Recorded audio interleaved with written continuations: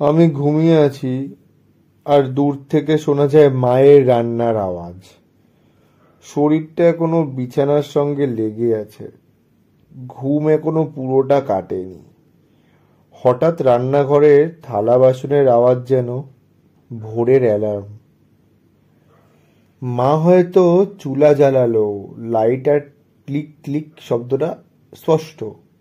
তারপর ধুয়োর মতো একটা গন্ধ, হয়তো পেঁয়াজ কাটা হচ্ছে। চামচের টক টক শব্দে মনে হলো চা তৈরি হচ্ছে।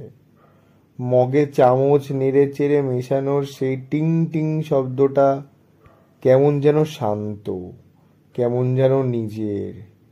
তারপর শুরু হলো সেই শব্দ, সেই তেলের শব্দ।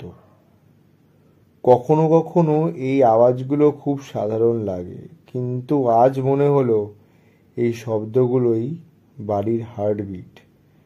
আমি শুয়ে আছি আর ভাবছি যতদিন এই আওয়াজগুলো শুনবো ততদিন আমি বাড়িতে আছি, প্রিয় মানুষের মাঝে আছি।